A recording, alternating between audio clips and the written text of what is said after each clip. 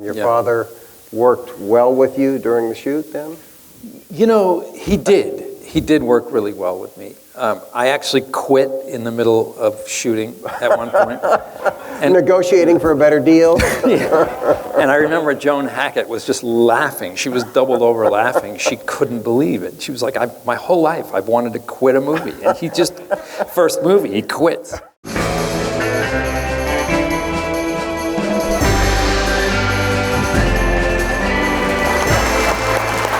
Welcome to A Word on Westerns. I love Westerns, and so do you, or you wouldn't be tuning in. I'm so glad you're joining us today because we're going to discuss one of the greatest Westerns ever made. I'm talking about Will Penny.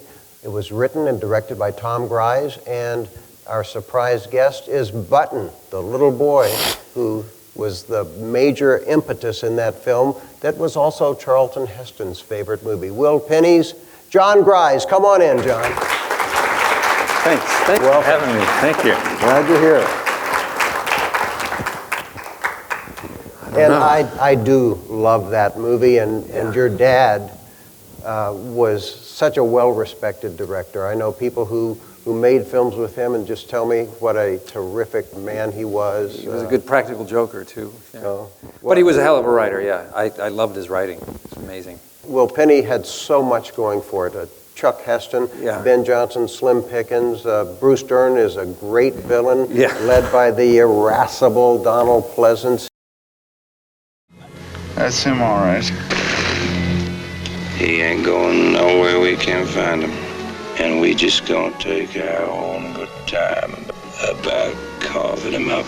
It just was stunningly photographed up in Bishop, California, just outside of Bishop, yeah, on the Lone Pine. And my father was really wanted to try and create as much of, he was really into the real experience of being in that era in the West, So he was very specific about the wardrobe and that it didn't look like, a lot of the Westerns that we see where it looks almost too haberdashery, but kind of rustic. It was his, you could see the stitches through everything and it was threadbare, and he just wanted everything to be as real as possible. That's why I never quite understood why he put the score on the movie that he did. I was never a big fan of the score. I always thought the score, I actually asked somebody at Paramount if they ever rescore that film, just give me a chance, Who did score it? David Raksin. And he's a great composer. I just felt like I didn't. He did Laura. Yeah.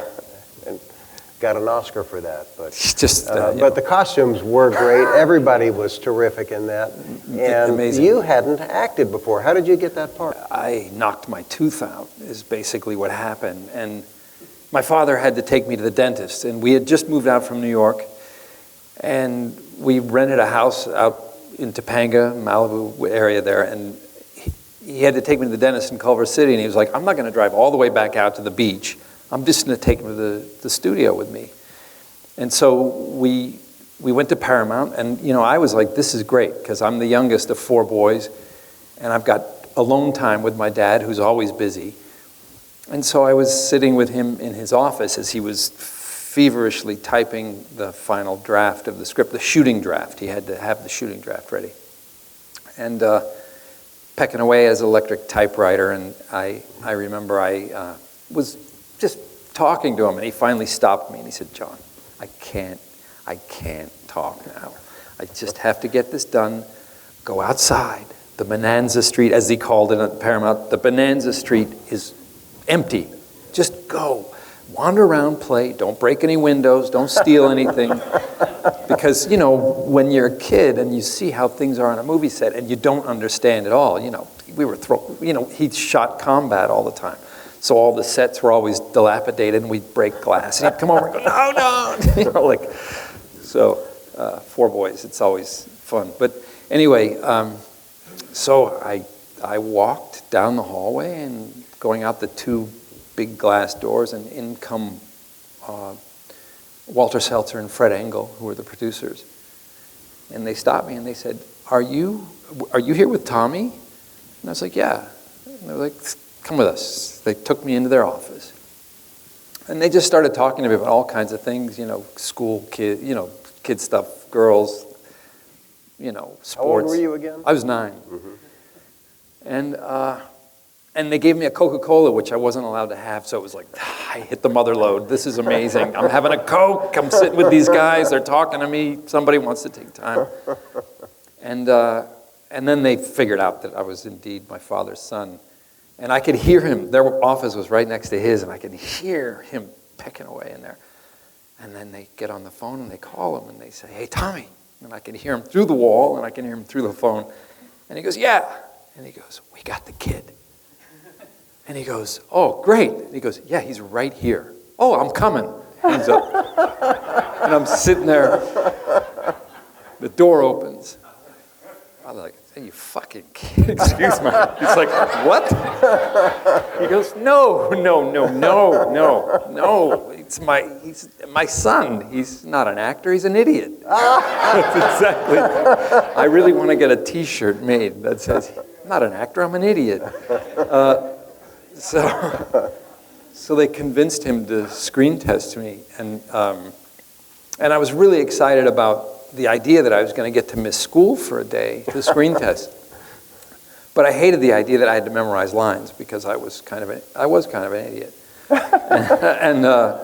And so I'll never forget. Like I show up and there's these other kids and they're all very serious and they're talking about jobs and I recognize them. I'm like, that kid's from Flipper. I'm like, I'm having these moments where I'm like, I know these kids, and totally overwhelmed, but just kind of not really, I didn't really think much of it. I didn't really care if I got the job. I just was into being where I was in that moment, And then they would all go in and each of them would get done in like 15 minutes. "See you later, piece of cake." And I'm like, ugh. And then of course I go in and I start laughing and I start screwing up. And I'm reading with Chuck Roberson, who is the amazing Chuck Roberson, one of the great stuntmen of all time. He was John Wayne's stuntman. And not that John Wayne really needed a stuntman, but when he became a star, Chuck Roberson became the guy. And then, my father came home that night and he said to my mom, "Don't even worry, it's never going to happen." And my mother was like, "Yeah, because I don't want my son to be an actor, And then the next day, the producers called my dad and said, "Get in here, we want you to take a look at the rushes." And so he went in and then he called my mom and said, "You better get down here." And she came down and she just watched it and she just turned and said, "Okay, I'm making his deal." And that was it, that was it. That's how I got the job. Wow, that's great. And your father worked well with you during the shoot then? He did. He did work really well with me. I actually quit in the middle of shooting at one point.